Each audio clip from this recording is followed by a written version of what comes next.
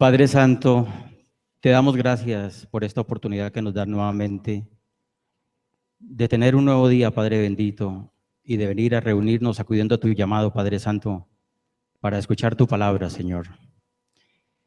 Padre bueno, hoy venimos con un corazón dispuesto, Señor. Te entregamos a ti todo nuestro intelecto, Señor, nuestras razones, nuestra lógica. Y abrimos nuestro corazón para que tu palabra, Señor, se siembre en cada uno de nosotros y dé el fruto que tú deseas, Señor. En Cristo Jesús. Amén.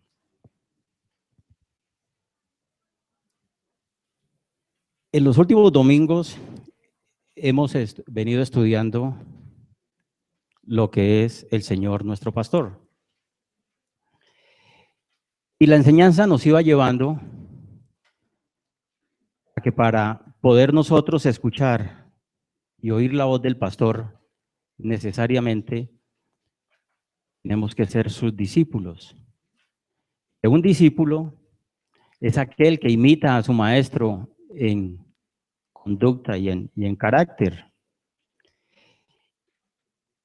Y el domingo pasado, en la alabanza nos enseñaban lo que es el susurro de Dios, el grito de Dios, si así le pudiéramos decir, cuando nos habla a través de situaciones fuertes. Dios siempre nos habla al oído para que nosotros le escuchemos en la inmensidad de su amor.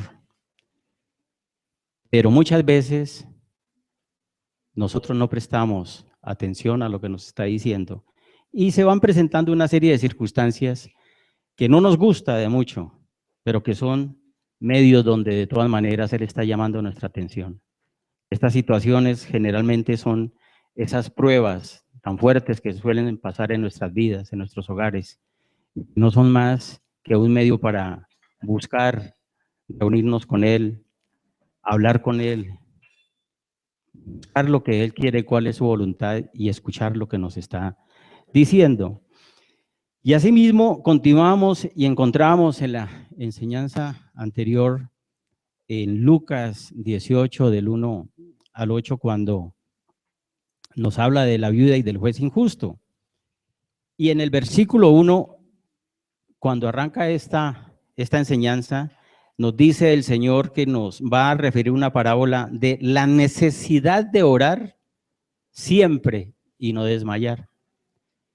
Ahí nos estaba diciendo que nosotros, como hijos suyos, como ovejas suyas de su redil, tenemos que estar orando permanentemente y que esa oración nos lleva a hacerlo continuamente sin desmayar.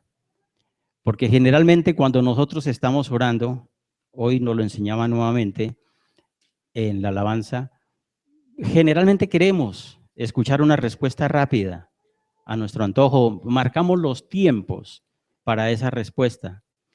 Y a medida que va pasando el tiempo, si no vemos la respuesta, pues sencillamente dejamos de hacerlo, nos apagamos y rompemos esa comunión que está teniendo el Señor con cada uno de nosotros. Y veíamos que en esa oración que nosotros estamos teniendo cuando nos dice que no desmayemos, es porque sencillamente Él empieza a trabajar en cada uno de nosotros. Y la mejor manera para nosotros escuchar realmente lo que Él quiere para nuestras vidas es cuando esa paciencia comienza a aflorar en cada uno de nosotros. Cuando nosotros entendemos que las circunstancias que se van dando están bajo la dirección de Él y que solamente esperando en Él es que podremos obtener una respuesta.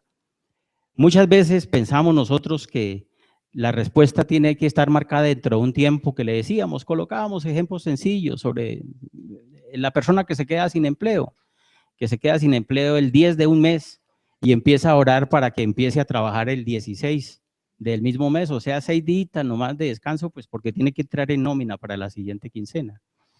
Y no hay tal, porque a lo mejor esa quedada sin empleo es un medio que Dios está utilizando con nosotros para que nos acerquemos a Él, para hablar con Él, para conocerle y para Él continuar en nosotros la obra que es esa perfección en nuestro carácter. Que en la medida que la paciencia iba creciendo en nosotros, era una muestra clara de que nuestro carácter estaba cambiando y que se estaba allegando a lo que es el carácter de Cristo. Un manso y humilde, un carácter que va marcando las características de lo que es Él. También veíamos que en Timoteo, en 1 Timoteo 2:8, donde nos dice que nosotros debemos de orar en todo lugar. Eso quiere decir que nuestra vida es una vida de oración permanente, las 24 horas. No quiere decir que estemos arrodillados en todo lado. Pues cada uno tendrá su devocional, su tiempo en privado donde el Señor, donde se reunirá a solas, se arrodillará, cantará, alabará, leerá la palabra y buscará la dirección de Él. Pero que en el transcurso del día nosotros cada actividad se la podemos ir entregando a Él. Y es como podemos ver en el carro cuando vamos en un trancón, sacarle provecho a ese trancón, por ejemplo, y no desesperarnos. ¿Qué podemos hacer nosotros si hay un trancón? Nada, eso nos detiene, pero es un muy bonito tiempo para hablar con Él. Total, estamos solos con Él, es como si estuviéramos en la casa o en un rincón, solos. Nadie está con nosotros. Los demás carros que pasan y nos ven hablando, ¿qué pueden decir? ¿Está cantando? O alguna dificultad. ¿Cuántas veces no vemos gente nosotros en los carros hablando sola? Y uno dice, no, está hablando por celular, a lo mejor tiene un manos libres de esos inalámbricos y va hablando. Y es un momento para hablar con Él y ir escuchando las cosas que Él nos va mostrando. Que esa paciencia nos va a ir mostrando cómo nuestro carácter empieza a ser moldeado. Veíamos también circunstancias como el carácter, en la palabra discípulo, donde nos decía que imitador a su padre en carácter y conducta, que el carácter son los hábitos que nosotros adquirimos en nuestra vida, de niñez, en nuestro barrio, en el colegio, en nuestra familia, en nuestro entorno. Esos hábitos pueden ser buenos o malos. Y esos hábitos son los que nos permite desarrollar y actuar de una manera. El actuar se llama conducta. La conducta son los actos con los cuales ejecuto el carácter. El carácter son los hábitos y esos hábitos son los que explotan en mi temperamento. Mi temperamento puede ser un temperamento fuerte, colérico, pero eso no quiere decir de que sea malo. Así, esa es la esencia de Dios. Me gusta hacer las cosas bien, pero unos malos hábitos habidos en mi crianza hacen que yo grite conducta a la persona y la haga sentir mal, por ejemplo. Esas cosas son las que Él nos quiere cambiar. No el temperamento, sino el carácter y, por supuesto, la conducta, que es la forma como nosotros ejecutamos nuestro carácter. Veíamos también en Colosenses 1:3, donde nos decía, donde Pablo nos dice que siempre está orando por nosotros. Y en Santiago 5:17 nos decía que debemos de confesar las ofensas unos a otros, que si tenemos algún problema con algún hermano, que lo confesemos, que eso no está bien, que entre hermanos haya rencillas y haya ese dolor y se vaya acrecentando. Y seguidamente nos dice que oremos unos por otros, porque la oración del justo todo lo puede. ¿Qué nos está diciendo todo esto? Que nosotros como hermanos tenemos que ser un grupo de oración. Una cosa es la oración que nosotros hagamos individual, otra cosa es por nuestra familia y otra es por el hermano. Que en la medida en que nosotros estamos orando los unos por los otros, estamos conociendo las necesidades de la persona y en la medida en que vamos conociendo las necesidades de la persona, nos vamos a ir sensibilizando por sus cosas y vamos a ser unos con ellas. Y eso es lo que nos dice el Señor a través de la palabra. Volviendo a retomar la parte de Lucas con la vía y el juez injusto, en el versículo 7, el que nos dice, hoy hablábamos, por ejemplo, nos enseñaban que cuando uno está orando recibe esa promesa del Señor, uno siente como que esa paz, dice, la oración llegó, el Señor me la escuchó. Todas las oraciones son escuchadas cuando las estamos haciendo de una manera transparente, cuando nuestra oración va dirigida a Él de una manera pura. ¿Y qué es una manera transparente? Cuando entendemos que nosotros mismos somos los que necesitamos desnudarnos ante Él, que cuando nosotros somos conocedores de que hemos pecado, del agravio que le hacemos al hermano, al vecino, cuando vamos manejando en la cola del banco, o para no hablar de otro tipo de pecados un poco más fuertes, si es que pudiéramos decir que hay pecados más grandes que otros. Me estoy refiriendo aquí fundamentalmente a lo que es la parte del carácter, que es el continuo vivir de nosotros con el cual le hacemos daño a las personas. Cuando nosotros somos transparentes, nosotros mismos, el Espíritu nos dice que nos hemos portado mal. Y si nosotros vamos a la oración, al secreto de la oración con el Señor, lo primero que tenemos que hacer es arrepentirnos de eso que hemos hecho. Cuando esa oración se comienza a llevar así y empezamos a buscar la dirección de Él, esa oración llega a Él. ¿Y qué nos dice en Lucas 18:7? Nos dice que Él, que si el juez injusto, estoy parafraseando, pero vamos a leerlo para que nos quede más claro. por favor, Lucas 18, versículo 7, nos dice: ¿y acaso Dios no hará justicia a sus escogidos que claman a Él día y noche? ¿Se tardará en responderles? Ahí hay una promesa directamente de Él. Si el juez injusto le responde a una viuda por la insistencia en sus oraciones, vemos cómo Jesús nos está diciendo: si Él, que es justo, si el juez injusto responde Él a nosotros que somos sus escogidos, ¿no nos hará justicia? ¿Se tardará en respondernos? Y ahí se abre un paréntesis en ese tardará, porque podemos caer nuevamente en el error. No, Él dijo que no se tardaba y ya van 2 días. No, es el tiempo prudencial que Él necesita o que Él piensa que es conveniente para cada uno de nosotros para recibir esa respuesta. Hay oraciones que van mucho, que llevan años. Un año, un mes, un día. Hay oraciones que son contestadas instantáneamente. Hay otras que van 10 años y no hay respuesta. Pero la persona que está orando durante 10 años tiene tranquilidad, porque todo está en manos de Él. No hay ningún problema, no hay ninguna dificultad. Entonces, cuando nosotros empezamos a tener esta oración, pues la oración ¿a dónde nos lleva? La oración y el estudio de la palabra nos implica o nos lleva a conocerle. Le estamos conociendo. Si le estamos conociendo, estamos uniéndonos a Él, estamos creciendo en comunión, y al estar creciendo en comunión, le estamos oyendo, y cuando le estamos oyendo, estamos entendiendo qué es lo que quiere que nosotros hagamos, cuál es el camino que debemos de seguir, y ahí se abren nuevamente las comillas. ¿Cómo queremos escuchar la voz de Dios? ¿En un susurro suave? Ese susurro suave lo tendremos en la medida en que definitivamente hayamos tomado la decisión de rendirnos y entregarnos completamente a Él y de escucharlo. Y es cuando nos va a hablar con esa voz dulce, a través de la palabra, a través de las circunstancias, a través de una enseñanza que nos estén dando. Inclusive Dios utiliza las mismas cosas del continuo vivir para hablarnos y para nosotros entender. Y de esa misma manera nos va a mostrar el camino que nosotros tenemos que seguir. Eso por un lado. Si no, no nos preocupemos, de todas maneras nos va a hablar. Dios permita que no nos hable de la manera que no nos gusta. ¿Y cuál es? Cuando nos lleva a unas circunstancias que necesariamente nos implica buscarlo a Él. Y son estas pruebas que no queremos nosotros vivir a diario.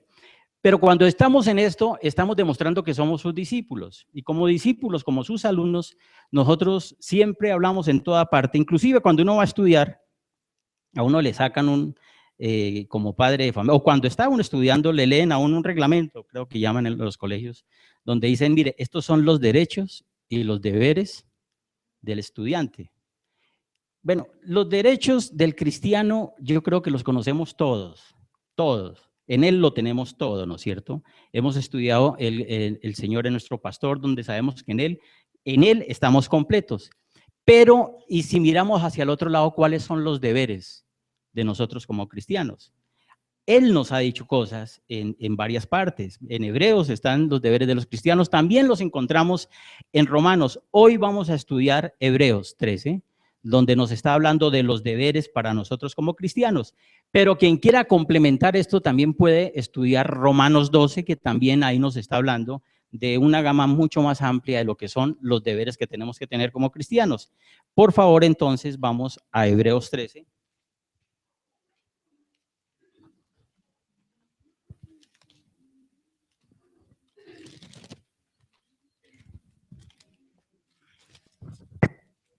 Hebreos 13, versículos 1 al 9.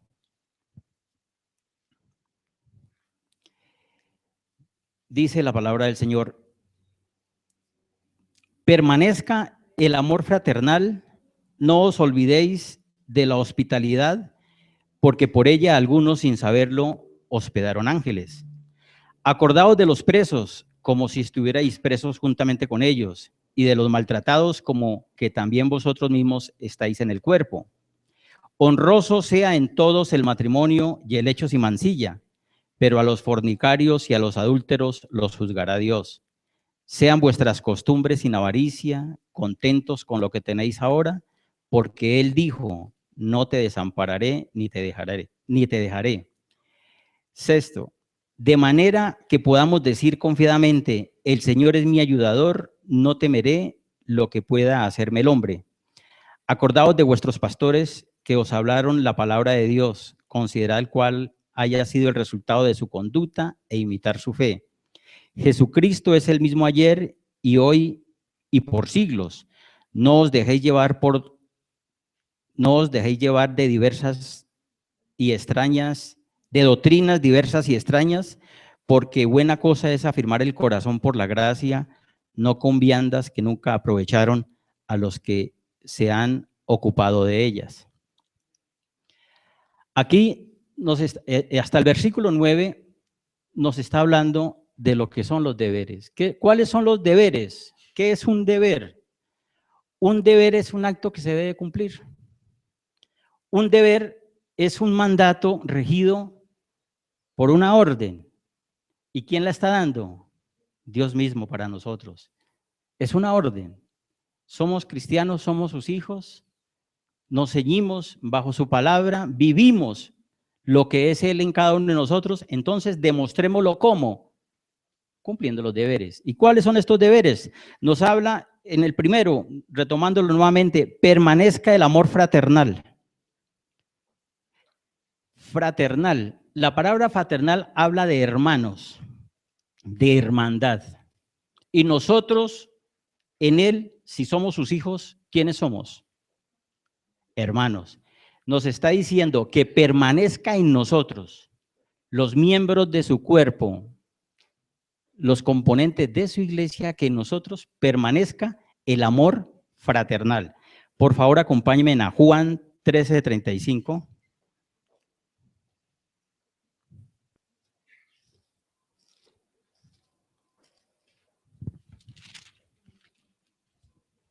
Juan 13, versículo 35.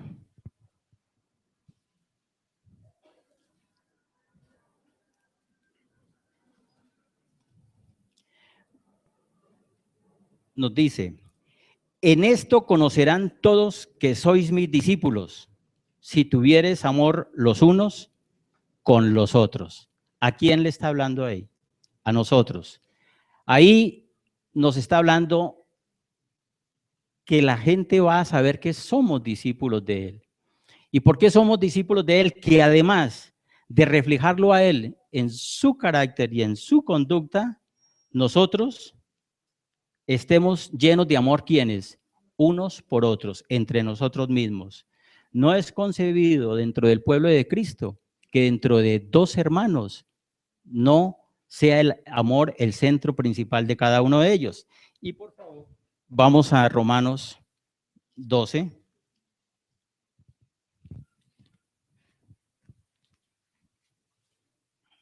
Romanos 12:10.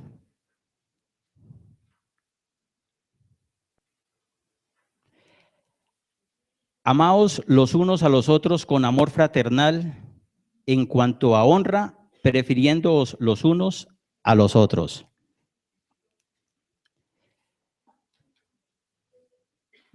(12:10).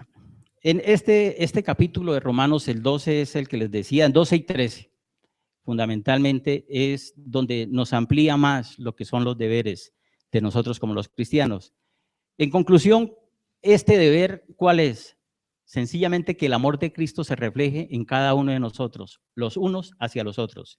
Y ese amor se manifiesta de muchas maneras, primordialmente en la manera de nosotros ver al hermano, con ese sentimiento de afecto, de unidad, de aprecio, sin importar su condición, sino entender que cuando el hermano tiene una dificultad, nosotros debemos de estar ahí para escucharlo. El solo hecho de escuchar a una persona ya es darle importancia. Y muchos de nosotros, por decirlo todos, no hay una sola persona que en su momento no necesite ser escuchada, porque el ser escuchado implica lo que siente y la otra persona, a la luz de la palabra, nos va a dar mucha salida. Veremos el otro deber, hospitalidad. Dice, ¿Cuál es la hospitalidad? La hospitalidad es un don. Nos dicen Hebreos que muchos sin querer alojaron ángeles. La hospitalidad es algo que debe de reinar en cada uno de nosotros.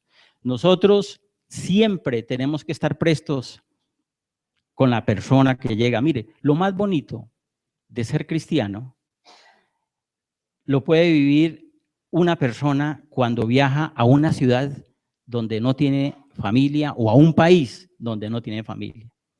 Generalmente cuando la persona va a viajar, un familiar, un hijo, ¿uno qué hace? Ora por ellos, por un sitio donde van a llegar, etcétera. Y lo más bonito es como ellos después comienzan a contarnos, mire, encontramos en tal parte a una persona y es cristiana, qué lindo que ha sido conmigo. Abrió su puerta de su hogar, me recibió sin conocer, etcétera, etcétera.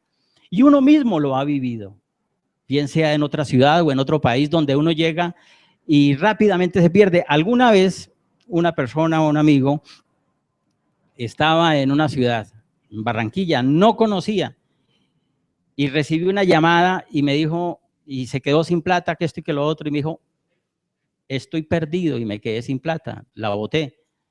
Dijo, ayúdeme, dijo, pero ¿cómo hago? En esa época no era como ahorita que usted colocaba un giro y al minuto lo tenía. No, eso era todo un proceso y se demoraba hasta 1 o 2 días en reclamar el giro. Yo me acuerdo que en ese momento estaba con una persona y me dijo, dígale que vaya a una iglesia cristiana y que diga que él es cristiano y que se comunique con nosotros, que nos haga ese favor y buscamos el puente. Pues sí, lo hizo y fue recibido con un cariño extraordinario. Nos llamaron no para decirnos que le mandáramos plata. Nos dijeron, mire, aquí está, no se preocupe, está muy bien, ya está reposando, acaba de comer y estamos buscando cómo se lo enviamos mañana cómodamente y va con una extra para que no tenga ningún inconveniente. ¿Cuánto le debemos? ¿A dónde le giramos? No, nada, absolutamente nada. Son cosas que pasan. Son cosas que están escritas en la palabra, esa es la hospitalidad. Y en eso nos marca, el pueblo cristiano es uno solo en el mundo. Lo importante es que reflejemos el amor de él.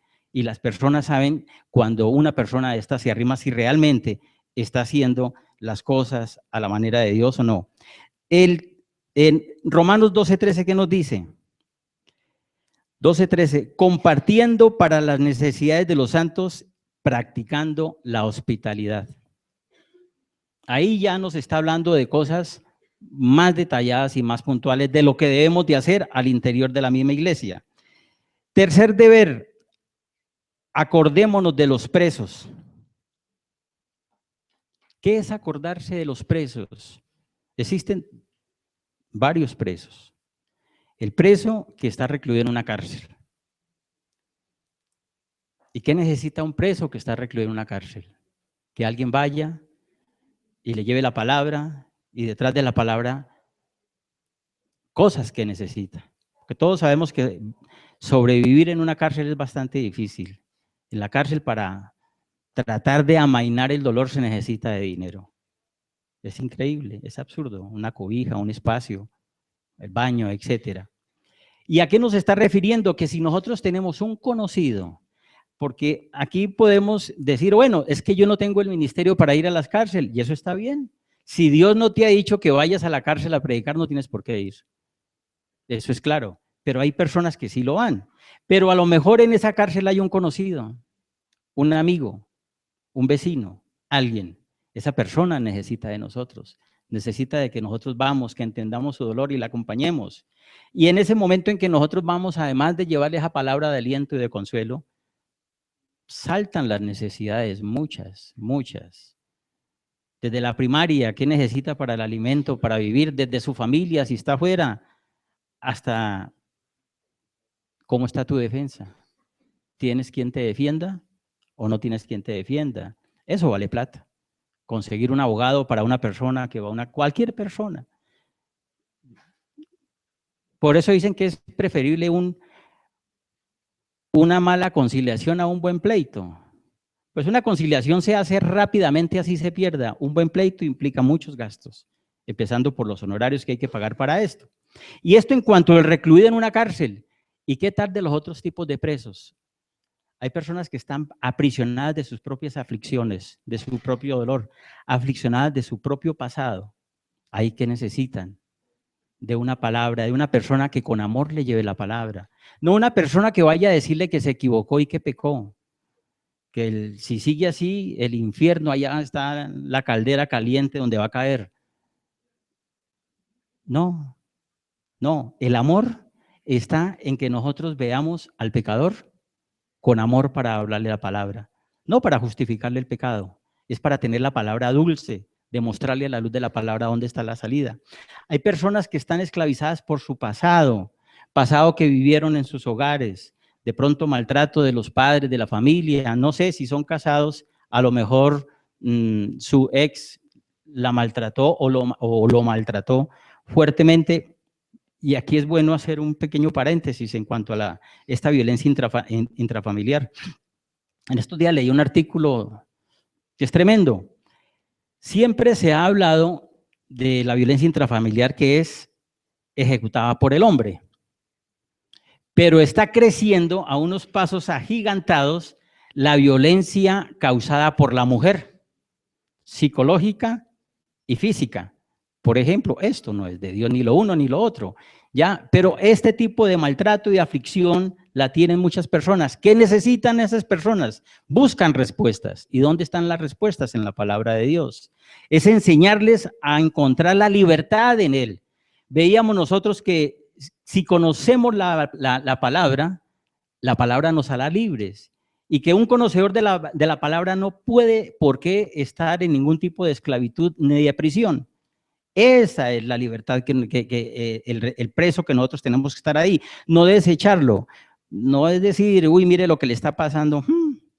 Acordémonos de la samaritana, el Señor jamás se sorprendió ni abrió los ojos cuando le dijo que tenía razón, que los 5 maridos pasados no habían sido su esposo y que el que tenía tampoco. ¿Ya? Y empezó a hablar con ella con dulzura. El otro tipo de presidio que puede vivir una persona es las adicciones. Eso esclaviza. Todo tipo de adicción, la que sea, el juego, el trabajo. Muchas veces pensamos que el trabajo no es una adicción, pero que una persona se levante a las 5 de la mañana y trabaje hasta las 12 de la noche, está esclavizada de eso. Mire, dentro de esos correos que mandan sobre los niños son muy ciertos y ojalá le pusiéramos cuidado. Mire, no trabaje tanto buscando cosas para sus hijos. Ellos no necesitan eso, ellos te necesitan a ti. Es el tiempo. Mire, eso pasa volando, el tiempo.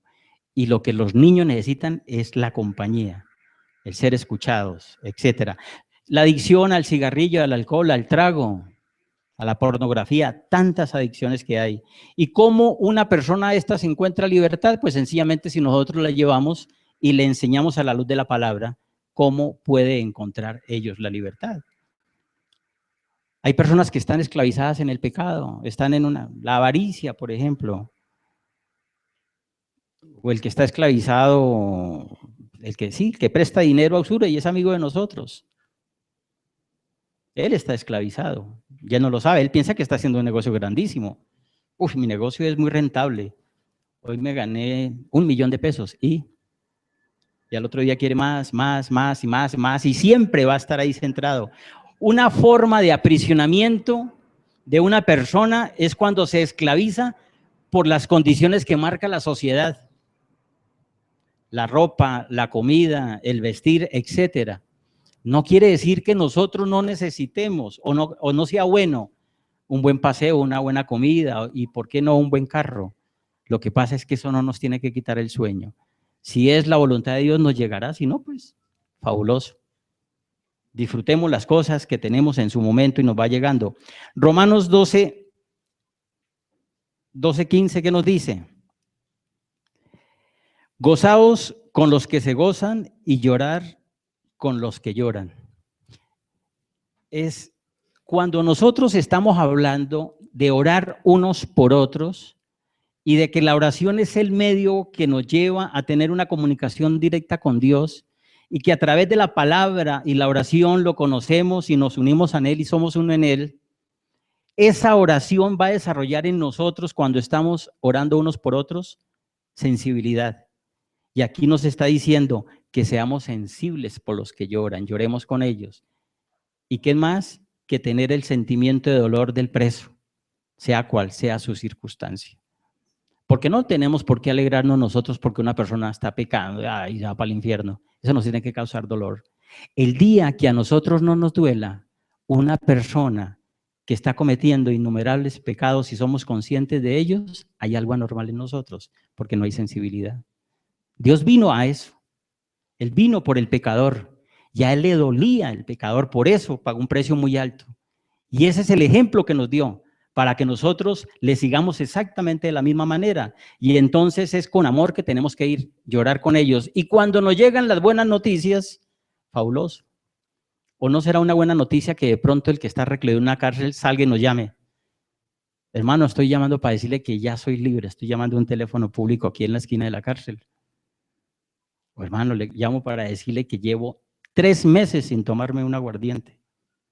No volví a fumar. Dejé de decir groserías, una forma de esclavitud, etc.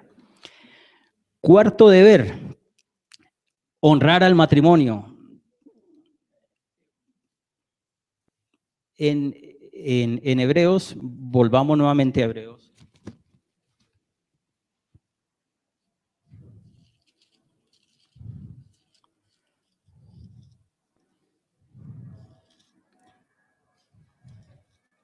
Hebreos 13, versículo 4. Honroso sea en todos el matrimonio y el hecho sin mancilla, pero a los fornicarios y a los adúlteros los juzga Dios. Honroso, digno, bendito sea el matrimonio y el hecho sin mancilla. ¿Qué es mancillar? Es manchar. ¿Y cómo se puede manchar un matrimonio? De muchas maneras. Mire que al ladito continúa diciendo los fornicarios y los adúlteros. O sea que ya está diciendo claramente que el matrimonio se mancilla de una manera inclusive diferente a adulterar. Al adúltero ya le está diciendo lo que le va a pasar. Y al fornicario. La palabra fornicación generalmente va dirigida a la persona que es soltera y que tiene relaciones sexuales sin haberse casado. Ese es un fornicario. El adúltero es el que tiene relaciones sexuales estando casado con otra persona, que no sea su cónyuge. ¿Cómo una mujer debe de portarse para que su matrimonio sea honroso? Primera de Pedro 3, 1, 2.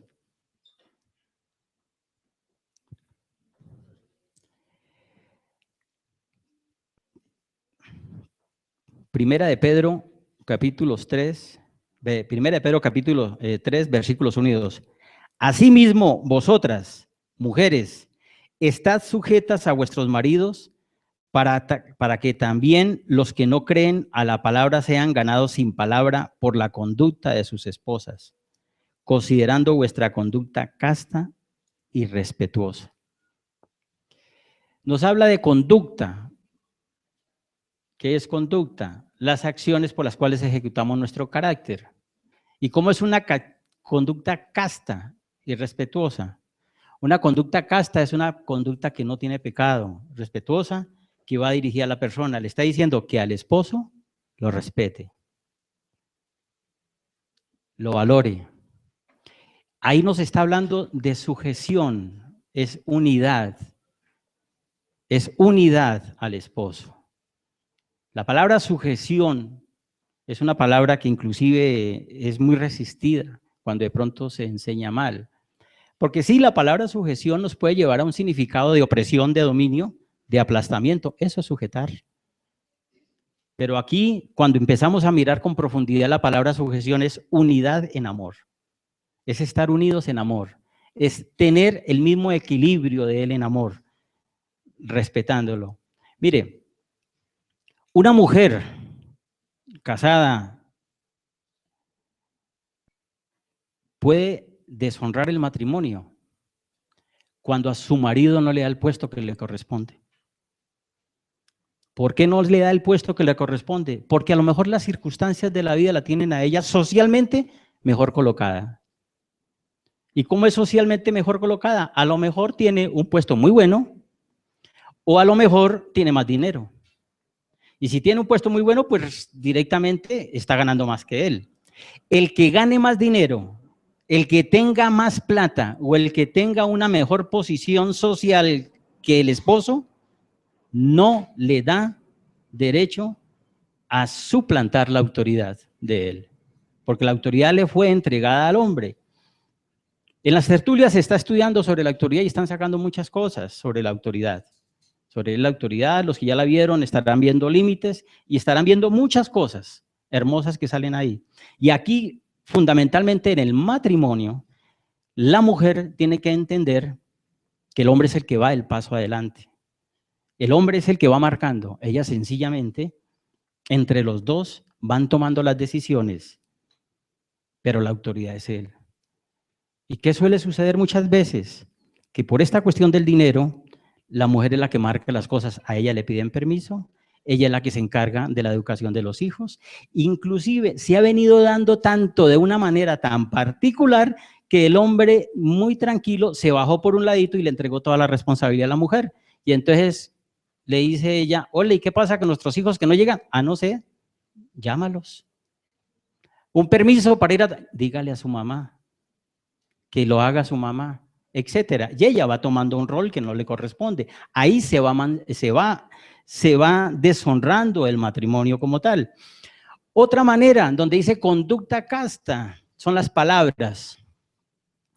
La responsable de la autoestima del hombre en el hogar es la esposa. ¿Y cómo una mujer le baja la autoestima al hombre? Inútil, bueno para nada. Bien me lo decía mi mamá cuando me fui a casar contigo. Con él no te va a ir bien. Y ahí está saliendo. Es que literalmente, haga algo, sirva para algo, ni para eso sirve. Ya que no está dando, arregle al menos la casa. Mire, digamos que todo ese tipo de cosas se deban de hacer. Que el hombre deba de aportar y ayudar a la esposa en la casa, eso es cierto, pero ella debe decirlo con respeto y con afecto y con amor. Entender la situación de él, si en ese momento está sin empleo, o a lo mejor está ganando menos. Porque ya sacan tarifas inclusive, ¿no? Sacan tarifas. Dice, como yo me gano, y son habilidosas para manejar los porcentajes. Como yo gano tanto, me corresponde dar tanto, la parte tuya. Dice, no. Bueno, hay una parte donde se enseña lo que es el dinero en el hogar, donde entendemos que el dinero va a una caja sola, única. De ahí se desprende completamente todo. Esa palabra, esa conducta casta, es aprender por sus actos a respetar al marido, a no hablar mal de él. Mire, ayer tuve una reunión con una persona que hacía tiempos que no me veía. Él no es una persona cristiana, pero se plantearon conversaciones de una u otra manera cuando dice, yo no entiendo por qué hay mujeres que hablan y hablan y hablan tan mal del marido y ahí están con él. Y yo me pongo a ver y él es el que provee para la casa todo. Y mire que esto es algo que se va volviendo en las tiendas, en los barrios, en los corrillos o con las amigas. Esa es una manera no casta de honrar el matrimonio. Y la mancilla como tal, pues ya viene de otras maneras. ¿Y qué le dice? ¿Y cómo el hombre no honra el matrimonio? ¿De qué manera no lo honra? Por favor, vamos a Efesios 5.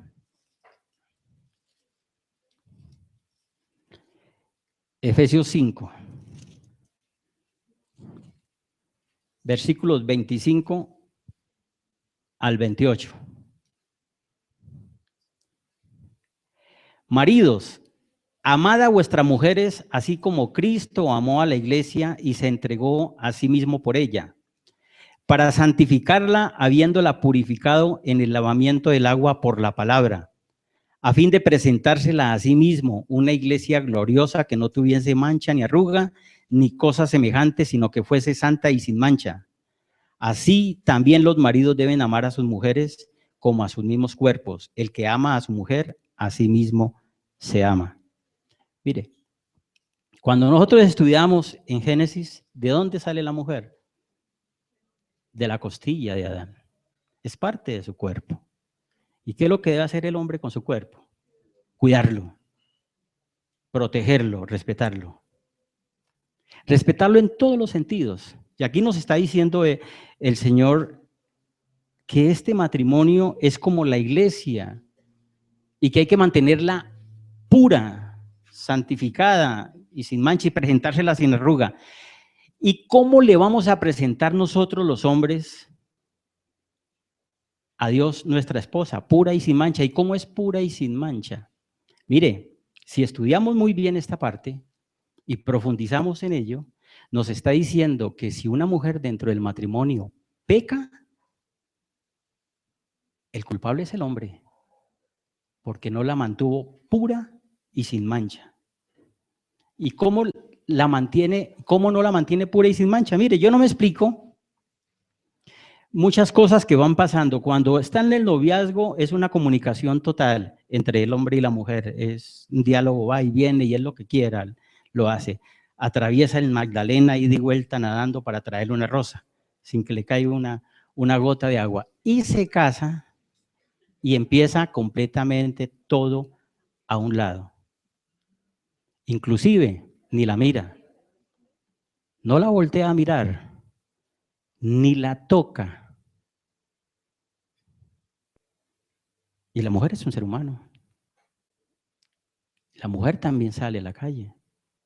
¿Y qué puede pasarle a una mujer que su propio esposo no la mira, no la toca?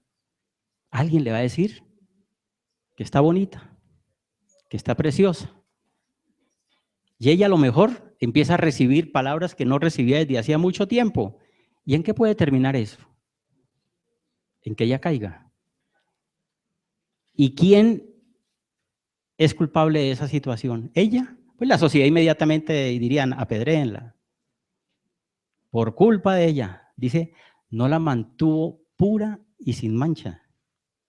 Mantenerla pura es entender exactamente todas las necesidades de ella como persona y llenarla, escucharla. Es muy dado que el hombre no escucha a la mujer porque habla mucho. No. Si no se escuchan, si no hay comunicación, ¿cómo saben cuáles son las necesidades? La mujer tiene sueños en su vida personal, como persona. Necesita crecer como persona, profesionalmente si está estudiando, inclusive como mujer, como madre. Y hay hombres que le niegan el derecho a la mujer de ser madre. Dice, yo no quiero tener hijos, entonces ¿para qué se casó? ¿Ya? Y ahí vienen los problemas. Y esta mujer, cuando ya se conoce, cuando el hombre tiene esa comunicación, sabe exactamente cuáles son sus necesidades de afecto, sus necesidades físicas, de afecto, de cariño, de sueños. Por ejemplo, es que llevamos viviendo tanto tiempo aquí, yo pienso que ya es hora de que nos vamos para otro lado. Mire, eso es motivo de pelea en mucho matrimonio, porque el hombre está cómodo, dice, no, pero ¿cómo es que aquí yo, sí, él y ella no? Y si van a tener hijos, de pronto ya le dicen, no, es que yo no quiero que mis hijos crezcan aquí, pero ¿qué tiene de raro esto? Mira, aquí el colegio está al frente y a las 2 cuadras puede coger el bus. Entonces, ¿cuál es el problema? Y eso porque no hay una comunicación directa entre los dos y el hombre no la escucha. Cuando no la escucha, no hay necesidad. Pero es claro que este hombre no la escucha porque ni siquiera tiene comunión con Dios. Mire, una persona que está centrada en la palabra de Dios y que tiene comunión con Dios, sabe cómo comunicarse con su esposa, sabe cuáles son las necesidades y sabe exactamente cómo mantenerla pura y sin mancha, sin arruga. Mañana cuando estemos en la presencia de Dios, Él nos va a preguntar a nosotros los hombres, ¿y qué hiciste con tu esposa? Y le diremos, aquí está, como tú la querías, pura, sin arruga y sin mancha. Aquí está, Señor. Que es independiente a las dificultades que tengan en el matrimonio. ¿Ya? Es independiente a que ella alegue o pelee, qué sé yo. es que cuando la presencia crece en la pareja, en el matrimonio, por medio de la comunicación, cuando empieza el problema se sabe manejar. Una pareja puede tener 70 años de casados, van a seguir peleando. ¿Cuál es la diferencia? En que saben pelear. Y saben cuánto tiempo dura el problema y se acabó. Cuando están empezando y no saben, y no han crecido en paciencia, ni tienen la dependencia de Dios, una pelea facilito puede durar una semana, 2 semanas, un mes, un año, hasta que vienen los amigos y le dice, nada que reacciona, camine, vámonos de rumbo y verá que reacciona porque reacciona. Y si de pronto alguno de los dos se resbala y cae y adultera, entonces le llegan a los oídos de la otra persona. Un clavo saca a otro clavo. Eso lo dice la sociedad. Pero eso no es lo que dice la palabra. Él nos está diciendo que lo honremos. Y en Primera de Pedro, también en el capítulo 3, él nos está diciendo que nosotros tenemos que tratar a nuestras esposas como vaso más frágil, no que ellas sean débiles, es que es finura, es delicadeza, saberle hablar, saberla llevar, saberla traer. Eso es vaso más frágil. ¿Y sabe cómo nos concluye ese versículo? Para que tus oraciones no tengan estorbo. ¿Eso qué quiere decir? Que si nosotros no le estamos dando la posición a nuestra esposa, la estamos tratando con la delicadeza que tiene que ser, mirándola con esa finura que es, y además de eso la estamos manteniendo nosotros a ella, llenándola de amor, manteniéndola pura, sin arruga y sin mancha, podemos orar mucho tiempo, que nuestras oraciones van a encontrar una barrera.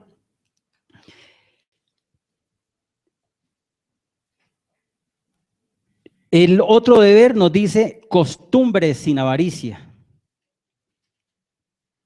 Primera de Timoteo 6:6, por favor.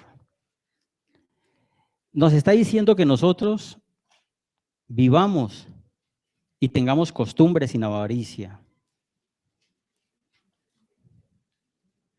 Dice Primera de Timoteo 6:6, pero gran ganancia es la piedad acompañada de contentamiento.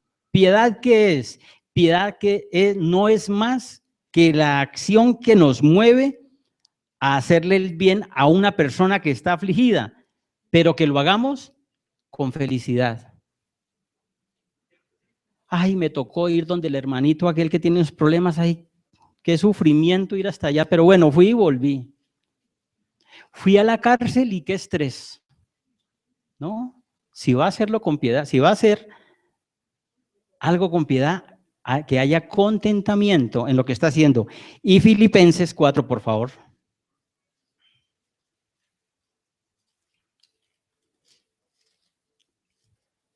Filipenses 4, versículos 11 al 13. Pablo está diciendo, vámonos desde el 10, en gran manera me gocé en el Señor de que ya al fin habéis revivido vuestro cuidado de mí, de lo cual también estabais solícitos, pero os faltaba la oportunidad. No lo digo porque tenga escasez, pues he aprendido a contentarme cualquiera que sea mi situación.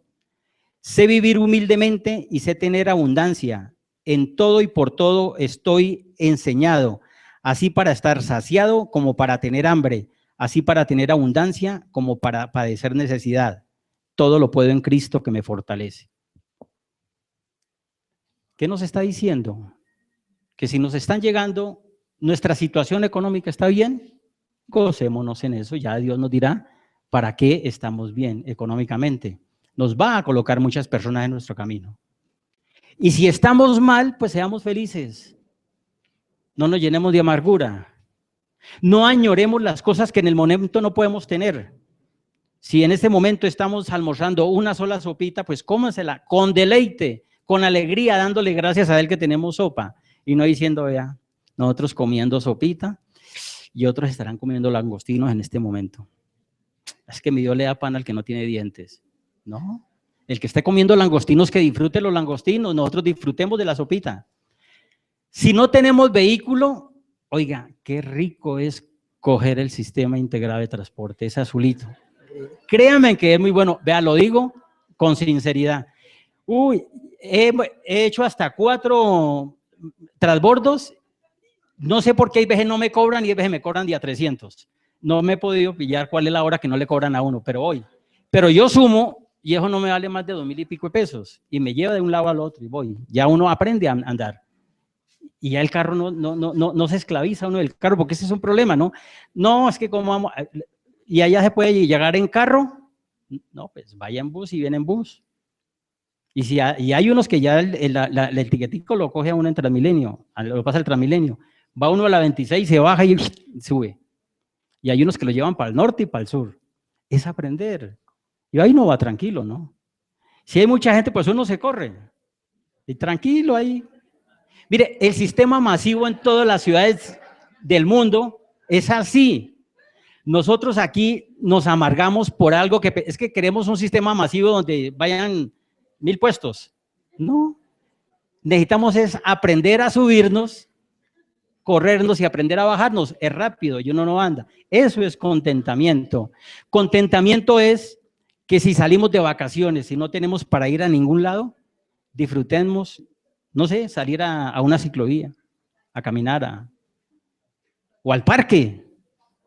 ¿Quién ha dicho que la felicidad está en tener dinero para ir a muchas partes? Hay personas que necesitan de todo. Lo único que tienen en exceso es dinero. Pero tienen problemas muy grandes de familia, de hogar, a nivel de su carácter, etcétera. Es aprender, eso es contentamiento. Disfrutar lo que tenemos en el día a día. Que si vamos a hacer y nos mojamos, pues bueno, qué caramba, Señor, que la gripa no sea muy fuerte. Nos tocó mojarnos. Pero ¿por qué tenemos que llegar renegando?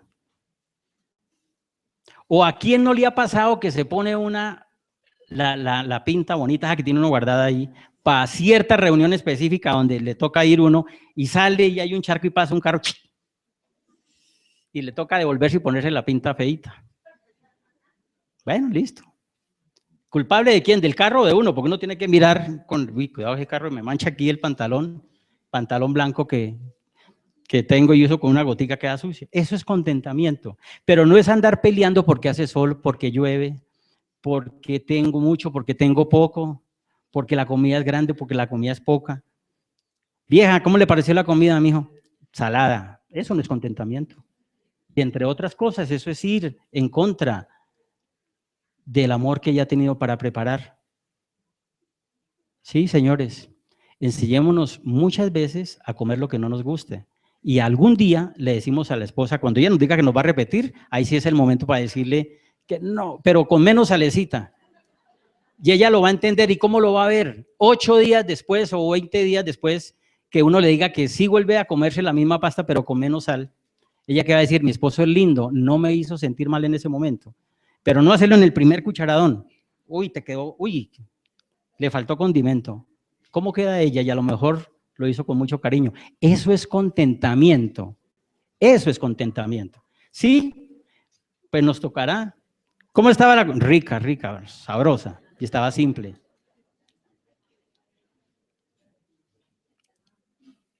Costumbres sin avaricia. Perdón, ya estábamos en esto. Viene una parte muy bella. Vamos por favor al versículo 6 de Hebreos.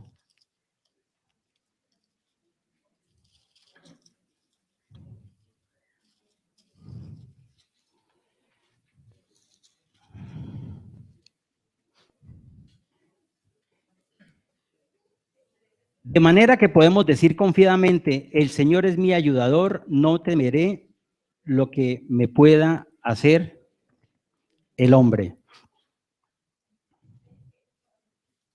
Versículos Hebreos 13:6. Mire, cuando nosotros estudiamos El Señor es mi pastor, nada me faltará, y hablábamos de los verdes campos y todo, y entendíamos que nada nos faltará en Él. No es que no tengamos necesidad, es aprender a entender que en Él estamos completos y que las cosas que nos van llegando es porque es el momento que Él tiene para cada uno de nosotros. Y es tan linda esta parte que 700 años antes de nacer Cristo, No lo dijo. Vamos a Isaías, por favor.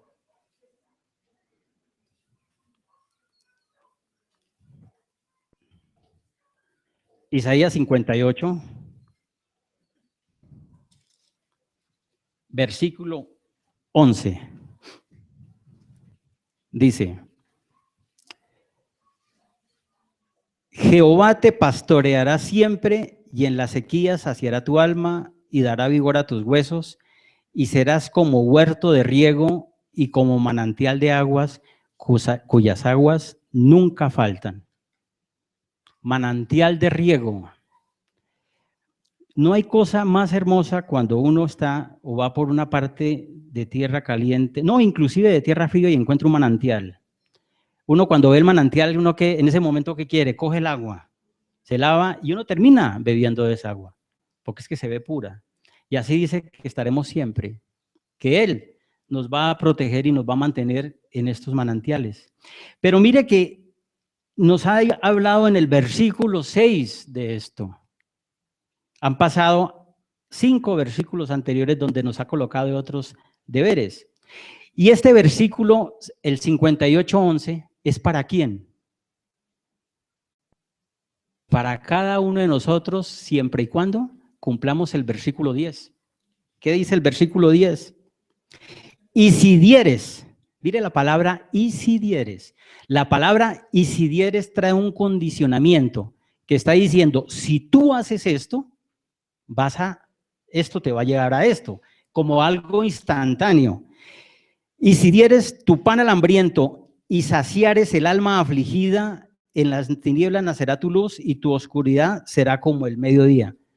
Aquí nos está hablando de la sensibilidad, del amor hacia el hermano, de apoyar al necesitado y del afligido, el que está prisionero, que nosotros estemos ahí prestos con él, ayudándolo, llevándolo, trayéndolo, pastoreándolo, ese amigo, ese hermano o ese miembro del grupo que tenemos de estudio, o por qué no el compañero, el hermano, el compañero de trabajo, el mismo hermano de la iglesia que nos llama en ciertos momentos de dificultad. Eso es lo que nosotros tenemos que hacer y vuelve y nos repite. Nos dice en el versículo 7 de Hebreos,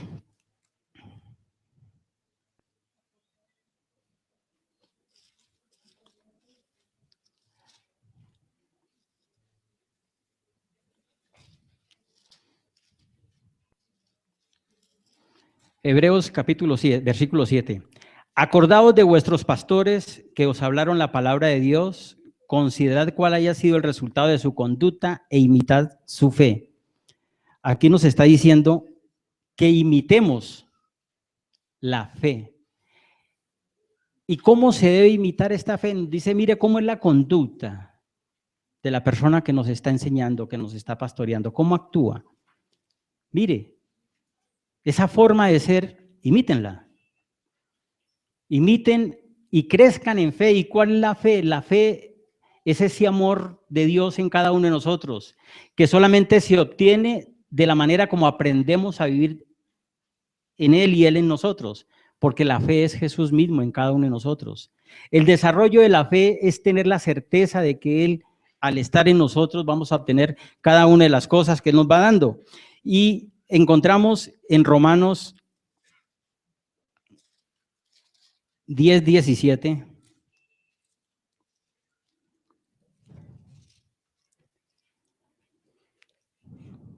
Nos dice, así que la fe es por el oír y el oír por la palabra de Dios. Entonces nos está diciendo que imitemos el oír, escuchar la palabra, sentir, estudiarla. Que si nosotros estamos leyendo la palabra o estamos enseñando la palabra, estamos escuchando la voz de Dios. Y de esa misma manera la fe se va a ir fortaleciendo en cada uno de nosotros. No podemos decir que tenemos fe o que somos personas de fe si no leemos la palabra. No la escudriñamos si no la aplicamos. No es tanto leerla, es conocerla, entenderla y aplicarla. Porque yo puedo conocer algo y no lo aplico, por ejemplo. ¿Ya? No lo aplico porque no me llama la atención. Es una decisión que yo tomo de acción y debo de hacerlo. Y 1 Corintios 2:5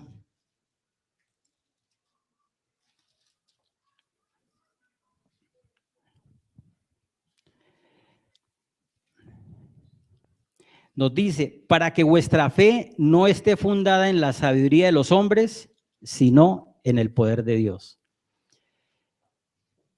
Casi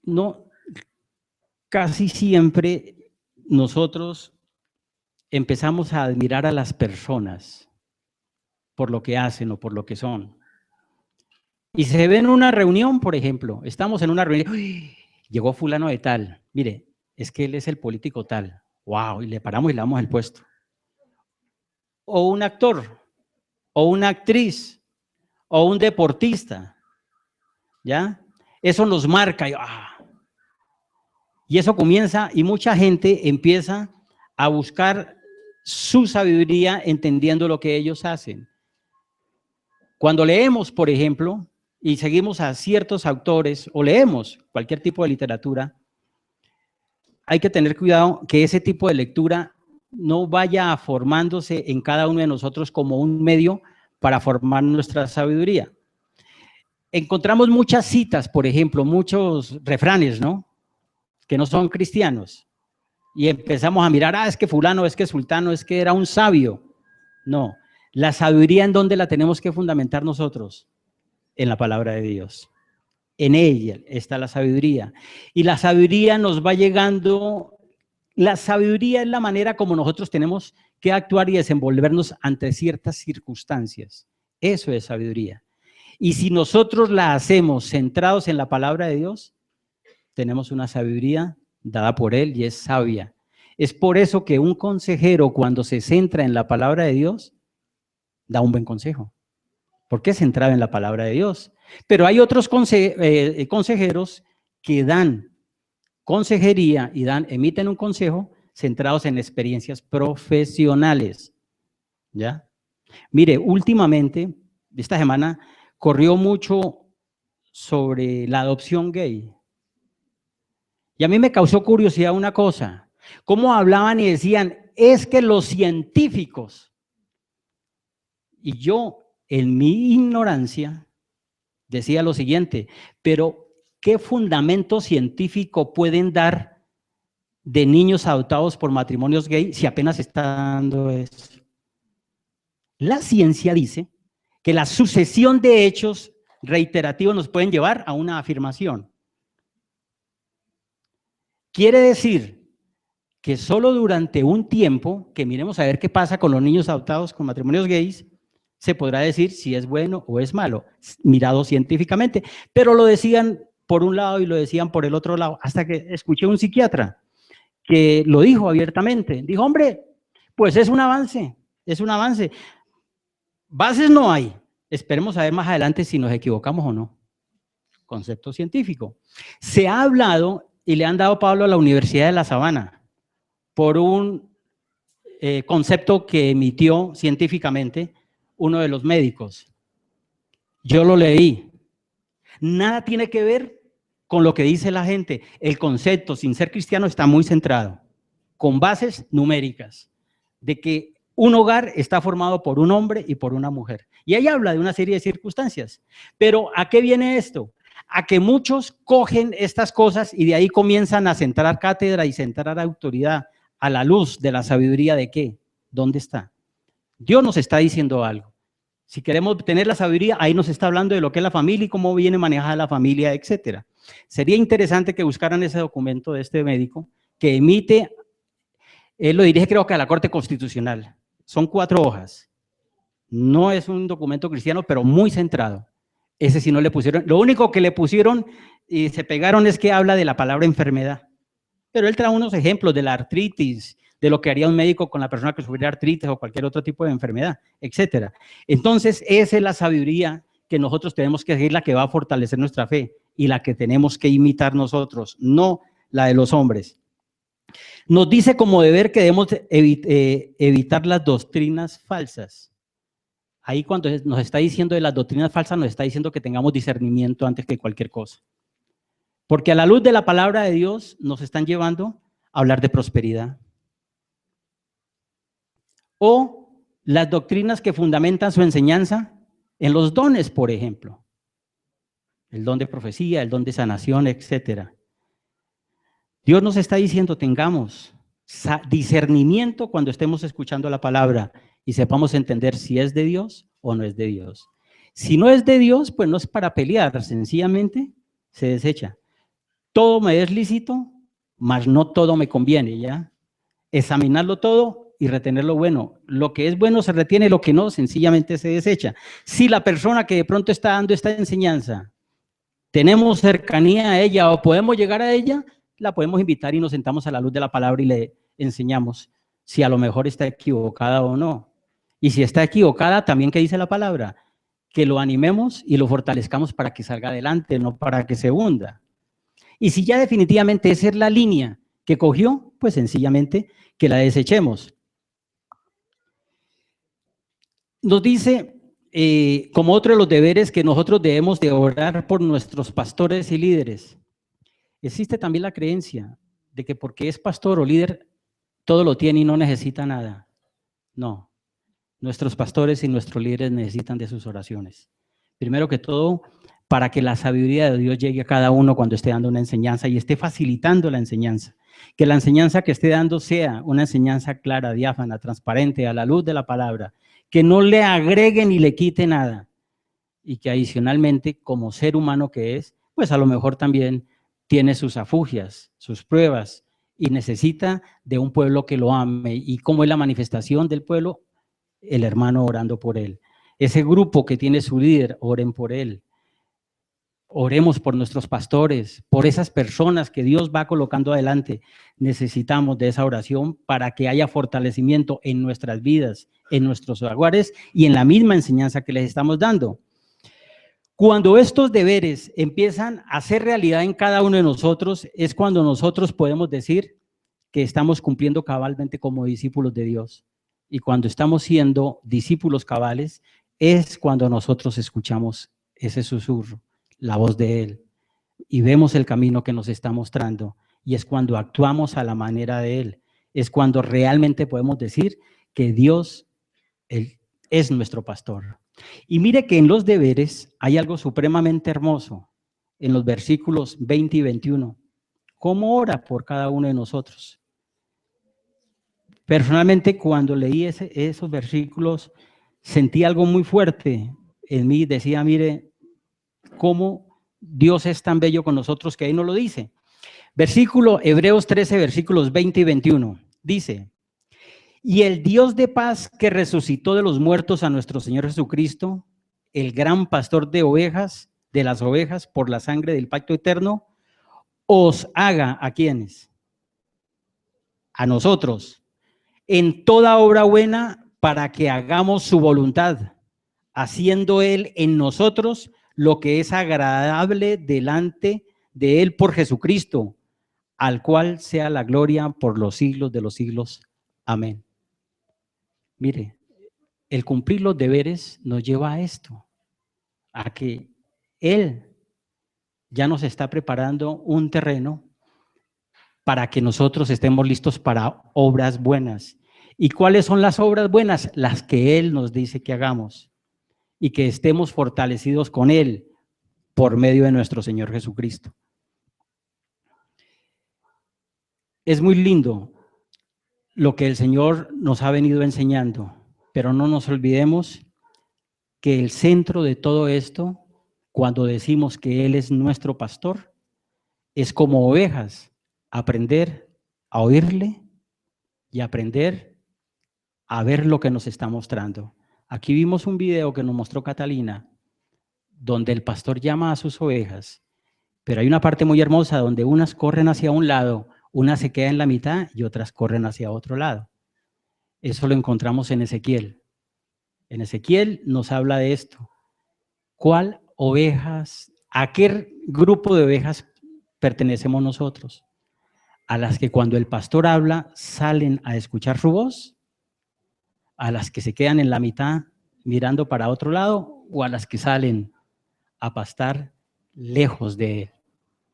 Que Dios nos hable, que Dios nos continúe hablando, que Dios nos continúe enseñando y sobre todo que Dios proteja cada una de nuestras vidas y las fortalezca para que estemos siempre listos y dispuestos a hacer la obra que Él nos manda que hagamos. con nuestra familia primordialmente, con nuestros hermanos y con cada una de las personas que coloquen en nuestro camino. ¿Ok? Sí, Aníbal. Sí.